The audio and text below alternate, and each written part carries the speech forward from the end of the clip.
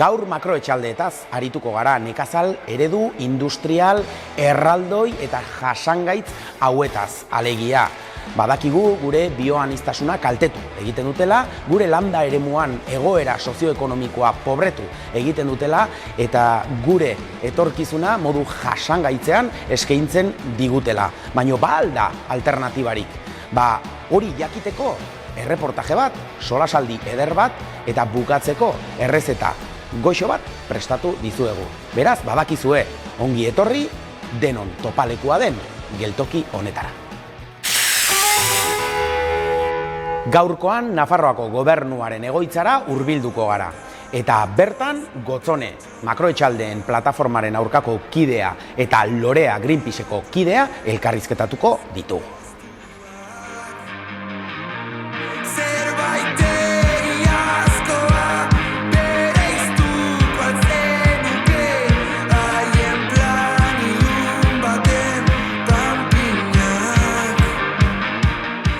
Makroetxalde bat da, abeltzaintzia esplotazio industrial bat, zeinetan animali pila bat itxita dauden toki batean, eta elikagai guztiak kanpotik ekarri behar diren, eta hor sortzen diren, animalia pilatuak egotan ere ondorio, sortzen diren hondakin pilak ere gero banatu barra dire.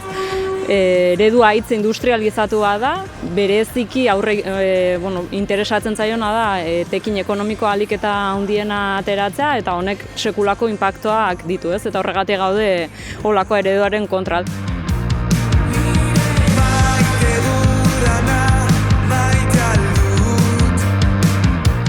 Ustiategi horietako eta hemen Nafarroko kasuan oso nabarmena da txerri aztegietan edo hegazti aztegietan, zeren ez da bakarrik behietan, baizik eta beste bi horietan ere bai, sarri ez daudela bertako merkatuetara bideratuta hor sortzen den haragia, baizik eta kanpora begira. Hortik sortzen diren hondakinak, nolabait ere gestionatu egin behar dira eta horretarako behar da lurra zalerak. Orduan, batetik egiten duna da lurra bera kutsatu, baino kutsadurarik handiena sortzen do uran. Kontzentrazio maila handietan iristen delako uretara, bai azalekoetara, zein lurpekoetara.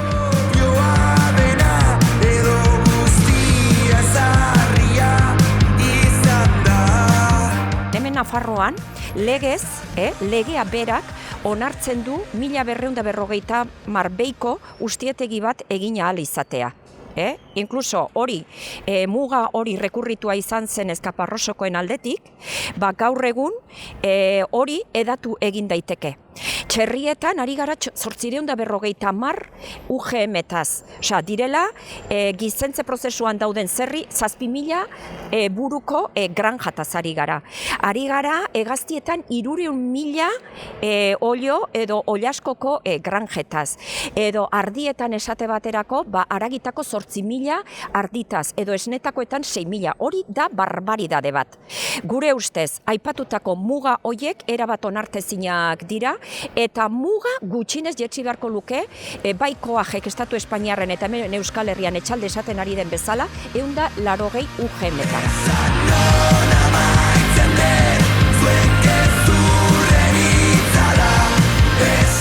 Arauak denentzat berdinak dira, ustiategia handia izan edo txikia, eta hori haunitzetan ere estualdi bada txikientzako, zaila izaten delako haunitzetan handientzat errexeago betetzea diren baldintza, txikientzat haunitzetan nahitzez zailago izaten da, baina egia da orain azken aldian ateitzen ari diren arauak, batez ere begiratzen ari direna dela goiko mugabai hartzea, ikusirik zenbat kaldete sortzen dituzten olako makroetxalde handiak, adibidez orain berriki Espainiar Estatuak atera du behien etxalde tamaina muga maksimoa jartzen diela, 850 azindalarriko unitate.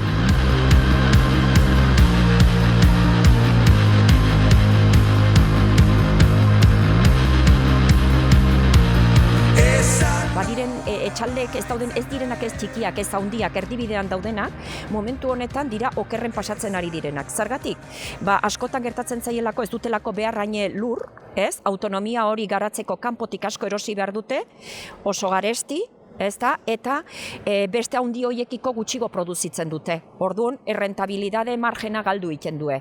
Horregatik guk esaten dugu beste eredu bat landu behar dela, eta eredu horren lanketan lotua dago etxalden bideragarritasuna lurrari, daukazun lur kopuruari, ez? Autonomia hori lantzeko. Zeren hor dago ekoizpen txikien edo etxalde txikien bizi iraupena.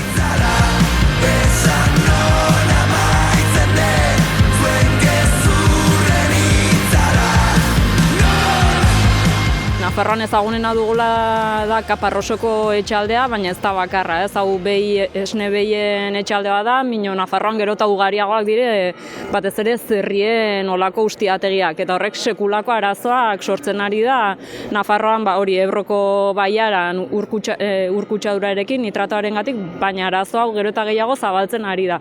Hor gaude Nafarroako makroetxaldeen kontrako plataforman hainbat tokietan ur-analisiak egiten eta ikusi dugu, ja Ebroko ibarretik kanpo ere bai, hainbat tokitan urkutsadura mailak nahiko larriak direla, eta uste dugu lehen baino lehen hasi behar dela Nafarroan dugun abeltzaintza ereduari buelta ematen ingurumena babestu ahal izateko.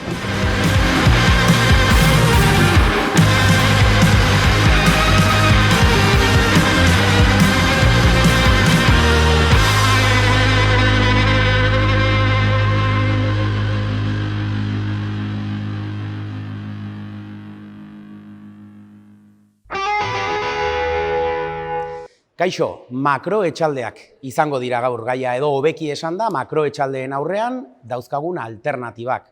Azken aldian bogan dagoen gai bat da bereziki Nafarroan, eta horretaz aritzeko persona ezberdinak hurbildu zaizkigu gaiari lotuta bereziki zeresan handia daukatenak. Eta hasiko gara, hain zuzen ere, Miriam Otxotonenarengatik, bera abeltzaina da, nekazaria da, landa eremuan kokatua dago, eta Miriam, esaiguzu, labur-labur, zer da makroetxalde bat? Makroetxalde bat lantegi bat da, pabellon handi bat, non azitzen eta ekoizten diren animali desberdinak, espezie desberdinetakoak, izan litezke, eta ez direnak kalera ateratzen eta bazkaria kanpotik ekartzen zaiena elikatzeko. Beraz, ekoizpen eredu batetaz ari gara, ez? Kakotxen artean, elikadura ekoizpen eredu batetaz ari gara, eta horren aurrean esan dezakegu beste eredu bat topatzen dugula, zuk ordezkatzen duzuna, eredu txikia, ez? Zein da bien arteko aldea? Bat izango zen eredu agroindustriala, eta bestea nik ordezkatzen dudana da abeltzantza edo nekazaritza estensibo eta iraunkor bateko eredu bat. Iraunkorra esan nahi dut, iraunkorra maila guztietan. Bai nege inguru giroarekin, bai sozialki, eta bai elikatzen ditugun, ekoizten ditugun elikagaien osasunan begiratuta. Beraz, ulertu behar ditugu talkan dauden bi eredu bezala? Elkar bizi dezakete bi eredu hau? Ezin dira bizi, eta ikusten da nola eredu txikia desagertzen nahi da, eta nola eredu handia, intensiboa eta agroindustriala gora egiten du. Elkar bizitza ezin da. Edo bat bultzatzen duzu edo bestea, eta momentu honetan ekonomikoki bultzatzen nahi da eredu agroindustriala. Landa eremuan horrek sozioekonomikoki jasangarritasun eza dakarrela esan genezake? Ikusten nahi gera, hiriburuak gero eta handiagoak, herriak gero eta biztanle gutxiagokin, eta hango kudeaketa aldatzen nahi dana. Nekazaritzaren ikuspegitik eredu hauen talka agerikoa da, gizarteari dagokionez, Julio, eta ikuspegi ekologista edo ekologiko batetik nola ikusi behar dugu makroetxaldea?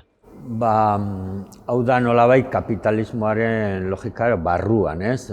Nolabait berdin zaio kapitalismoari natura, berdin zaio langilegoa, berdin zaio hegoalde globalizatuaren bizimodua eta bar, eta orduan naturari dagokionez, adibidez, esaten aldugu, eredu hau guztiz energia xahutzailea dela, urpilo behar dulako, baita ere, adibidez, itoiz bezalako proiektu hidraulikoak behar beharrezkoa ditu, adibidez, soro handiak sortzeko, gehien bat artosoroak eta herriberan, gaina transgenikoak kasu askotan behar du. Gero horrek ere sortzen duen kutsadura ere aipatu behar da, ze bai lurra, bai ura eta bai airea kutsatzen duelako, ez?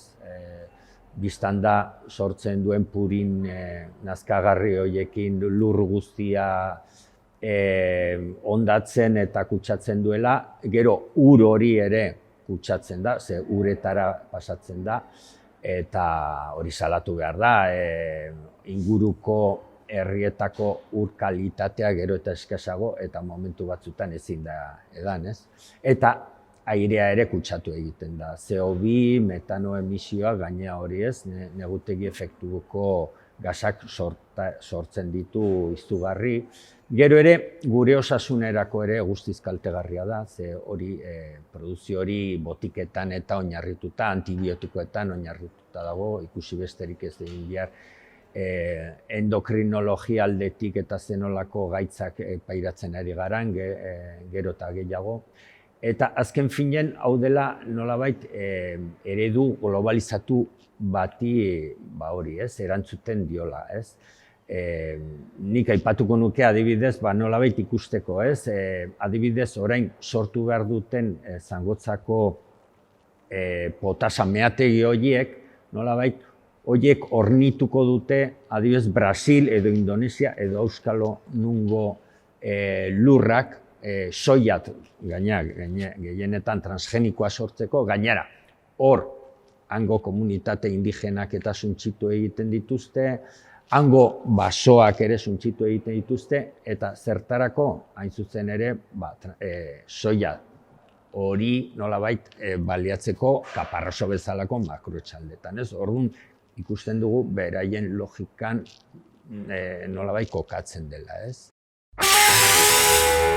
Orokorrean eta berrietan entzuten denaganetik, nik uste dut ez dela industria modu logikoena gaur egun ditugun arazo ekologikoekin. Azken finean, etxalde mota horiek handitzen baituzu, jotzen duzun industria mota da makroindustrietara, enpresa handietara, eta azkenean horrek ekartzen dituen bai kalte ekologiko eta baita ekonomikoak enpresa txikiagoentzat. Egiten duten kaltea, ingurumenari eta olakoak. Orduan, ez dut oso gustuko olako ekimenak sortzea. Argi dago kalitatea nik uste ezin dela bermatu makro gauzetan eta aldiz mikro gauzetan bai, ez?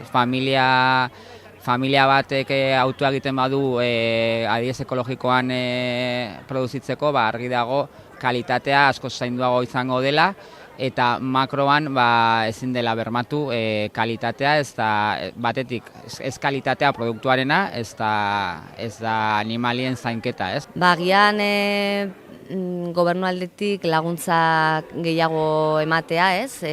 Bertako produktore txiki hoiendako, ez? Azkenean kontsumidoreetatik atera behar den aldaketa bat da, beste produkzio sistema batzuen enpresen alde jotzea eta ez makro industria hauen alde. Azkenean gerozta gehiago erosi, gerozta podere gehiago ematen diego. Beti gertatzen den bezala, ez? Volkswagenekin gertatzen den bezala, edo makroestruktura egitura hauek gertatzen direnean bezala. Ez dakit, hori politika hutsa da, zeri ematen diozun garrantzia eta zeinetan oinarritu nahi duzun zure ekonomia. Eta, Martin, pixkat Mirianek esan duenari jarraika, zuek sustrai erakuntzako kide bezala, lan asko egiten duzuen, zuzen ere, landa eremu hauetan dauden, herri, instituzio eta, legeekin, ez? Horrelako proiektu hauei aurre egin behar zaie, eta aldago gaitasunik herrietan, hain zuzen ere, eredu horiek freno bat topatzeko gure landa eremuan. Zer egin daitekela, eta guk sustrai erakuntza bezala hainbatetan lagundu egin diogu, hainbat udalei, askotan eskatzen digutela ea zer egin daitekela. Eta guk esaten digula, hori oinarrituta egon behar dela bere plan municipalean, urbanismoaren planean. Zeren han jartzen dela nolakoak izan behar direla olako etxaldeak, ea txikiak izan behar direla, edo handiak ahal direla izan, eta askotan etortzen direla hainbat enpresa, batez ere enpresa handiak, etxaldeak jarri nahi dutelak, eta izkututik, askotan, aldatu nahi dutela plan municipal hori. Eta horrela, hainbat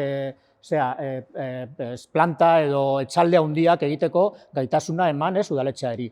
Justo kontrako egin behar dela, pensatzen dugula, lehen esan dugun bezala, gero eta txikiagoak izan behar direla etxaldeak, eta horretarako, adibidez, orain dela gutxi, jarri dela martxan, edo onartu egin dela, real dekretu bat, estatuan, behi etxaldeak gehienez 800 eta 50 inguru izan daitezkela.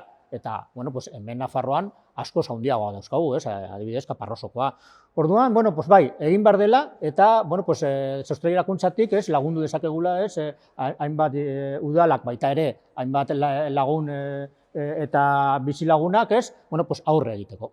Oso interesgarria dena azkenean ere, bada ardurarena, Horrelako ereduen aurrean gizarte arduraz ari gara, Batzutan badirudi gizarteak begiratzen dituela ardurak modu puskatuan edo zatituan, Badirudi adibidez, makroetxaldeak direla, nekazariek hartzen dituzten ereduen bide libreak, eta beraiek dutela ardura, alegia, egin bide txikiago bat, egin eredu txikiago bat eta punto, eta badirudi nekazaritzari exigitzen zaiola ardura. Baina ardura gizartearena balin bada, horrela izan behar alda. Aldu gizarteak ardurarik, Julio? Biztan da, eta nik uste gero eta, kapitalismoak dena nola orokortzen duen, guk ere modelo alternatibo bat edo sortu nahi balin badugu, nik uste ere orokortasun hortan sartu behar dugula, eta nolabait aztertu eta nik uste, kasu honetan, nik uste denon ardura dela, horri buelta ematea, eta hau ez da bakarrik lehen sektoreko kontu bat, baizik eta nolabait azkenian gizarte osoa jaten dugu, jan edan egiten dugu eta lehen sektoretik baliatzen gara, orduan, nolabait denon kontua da, hau. Somatzen alduzu, Miriam, zentzu honetan sektoretik batzutan ardura zuen bizkar gainean dagoela gizartearen partetik? Askotan bai, eta gero ez ezagutza dela eta askotan gertatzen diren kalteak edo nekazaritza edo abeltzantza intensibo agroindustrial horik sortzen ditugun kaltea ematen du denak berdinak garela. Eta denak ez gera berdin. Ez jakintasunaren ondorioz eta bilakaera izan ere azkeneko urteetan eta lotura gutxiago dago hiria eta herrien artean, azkenean lehenengo sektorean denak sartzen gera, baina denak ez gera berdin. Denak ez ditugu lurrak eta ingurugiroa berdin kudeatzen, baina denak sartzen gaituzte saku berdinak nahiz eta berdinak ez izan. Eta zentzu horretan ere, igual pilota, Martin, udaletara bidaliko genuke. Esan nahi dut, potere ejekutiboa bertan dago, beraiek dauzkate tresnak, baliabideak, dirua eta erabakitzeko ahalmena asumitzen aldute beraiena dela, hain zuzen ere, eredu horiek alde batera edo bestera egitearen ardura. Bai, asumitu beharko dutela, baina askotan ez dutela egin. Eta gure, denon beharra dela esatea udal eta gobernuko jendeei, keidei, nola egin behar dela hau ondo. Adibidez, guk sustrairakuntza bezala jarri dugula martxan kanpaina bat edo alegazioak egiteko. Hainbat etxalde berria jarri nahi dutela edo haunditu nahi dutela, eta haiei alegazioak egitea jendeari eskaintzen diegula gure webgunean alegazioak beraiek jartzeko eta errazten dugula modua egiteko. Pentsatzen dugula denok esan behar dugula zer pentsatzen dugun hori buruz. Eta horrela ez bakarrik udalak, baizik eta Nafar gobernuak, hori bai duela ardura eta poterea, horiei esan behar diela, nolakoa izan behar dela gure abeltzain modeloa. Eta bukatzeko, Miriam, zurekin bukatuko dugu, azkenean elikagaiak sortzea balin bada, nekazarion, abeltzainon xedea, elikagai horiek kontsumitzaileak hartu behar balin baditu, kontsumo bidearen bidez, egin aldi ezaiokegu alternatiba bat horrelako proiektu gehi. Nik uste alternatiba dago, nik uste dut begiratu behar dagula gizarte bezala nola elikatu gure gizartea, eta gure gizarteari naiz hemengoa, elikadura burujabetza izango da alternatiba eta bide hori jorratzeko agroekologia eredua hartu beharko genuen bidea izango zen nekazaritzan, ez? Eta alternatiba badira, borondate politikoa behar dira aldaketa hori emateko, ezin da bi ereduak mantendu, gurea desagertzen da, eta orduan besteari bidea oztopatu egin behar zaie, diru laguntzak kendu, eta hortan aukera egongo zen, bai nekazaritzatik, agroekologiatik hemengo jendea elikatzeko, Iruñako jendea elikatzeko, baina baita ere herriak bizi irauteko. Beharko genuke nekazari gehiago gure herrietan olako elikadura sistema berriak eraikitzeko. Miriam, eskerrik asko, Martin, Julio, eskerrik asko gogo eta horrekin gelditzen gara. Azken finean garbi dago proiektu horiek suntsigarriak direla, baina niri behintzat garbi gelditu zaidana da alternatibak badaudela. Eta agian alternatiba importanteena dela denok elkarrekin bide bat egitea eta horrekin geldituko gara hurrengo geltokira arte.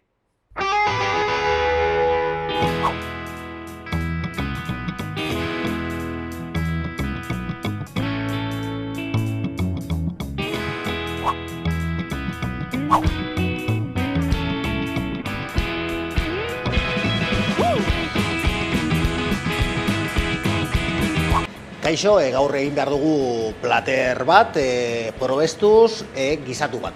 Zeran beste egun batean egin genuen gizatu bat eta sobratu da, eta emango diogu buelta bat. Egingo dugu errezeta bat oso erraza, hemen baitut nahiko 8 ingrediente, eta egia da falta baldin bazaizuen baten bat, ez dela importan. Lehenengo gorrituko ditugu kakahueteak, horretarako, besterik ez, lapiko batean bota. Oli hori gabe, ezer gabe, zeren kakahueteia berez koipe asko dute eta ez dute ezer gehiago behar. Orain kenduko ditugu ja lapikotik.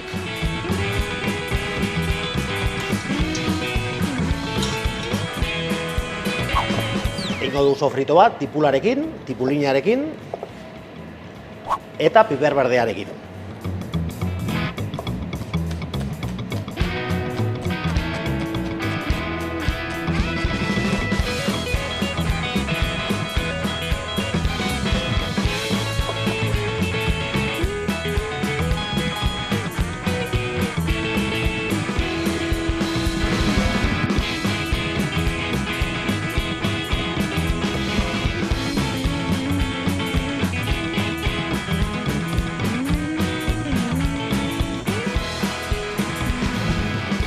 Olio pizkat botako dugu,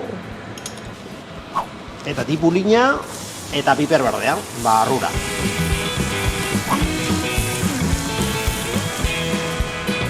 Gatz pitin bat.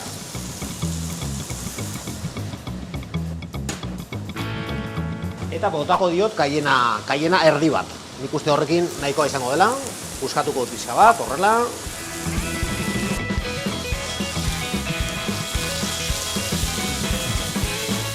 Eta momentu honetan ja sofritoari dela egiten, darama hor minutu pare bat, botako diogu kurkuma. Kurkuma badu botatzea edo prozesatuta, normalean ikusten den bezala, edo horrela, ezta? Hau egin behar dena da zuritu eta raiatu. Zuritzeko egiten da normalean jengibrea bezala, ezta? Goiara batekin.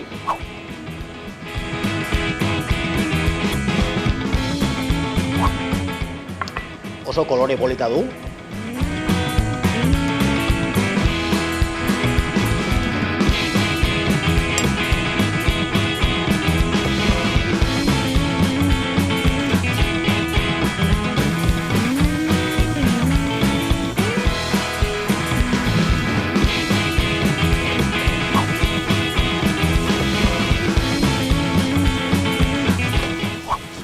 Orain egingo duguna da, hartzea gure gisatua eta puskatzea pixka bat.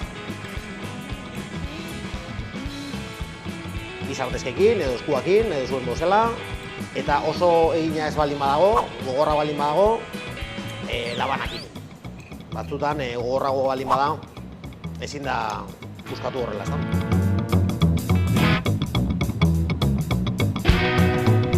Vale, perfecto.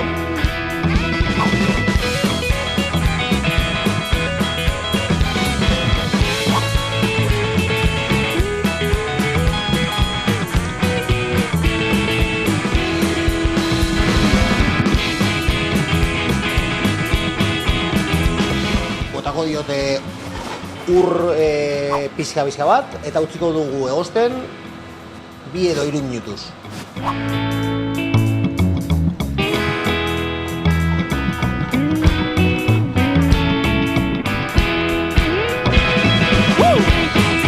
Bale, ja badugu gure lapikoa prest.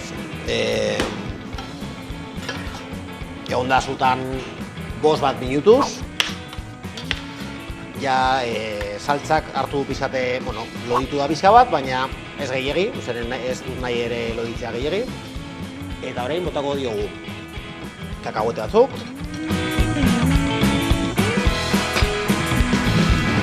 Limoi zuko pixka bat.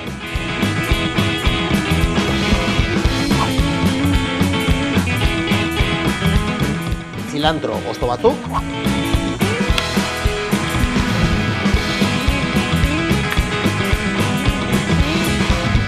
Eta perezil pixka bat ere bai. Eta oraina jarriko dugu platerean.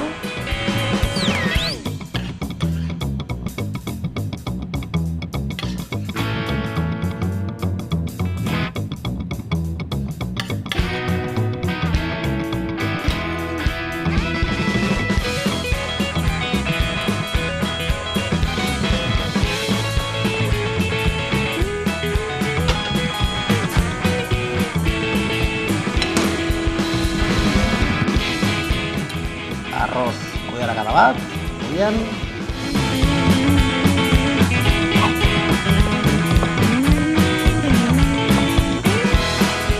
Tipula pizkat ere bai.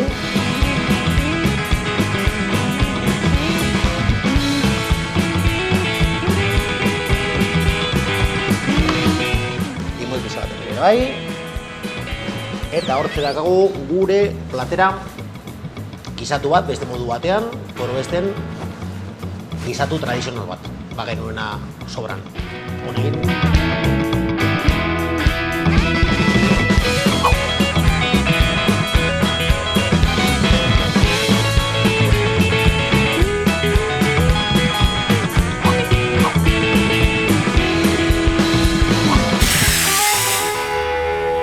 Argi dago makroetxaldeei alternatibak planteatu behar zaizkiela, eta argi dago planteatzen direla.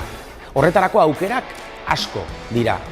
Bai arlo instituzionaletik, baita gure kontsumo jardueretatik, edota gizarte mugimendutik. Bideak badaude, bide hori egitea tokatzen zaigu. Beraz, badakizue, ekin bideari eta hurrengo geltokira arte.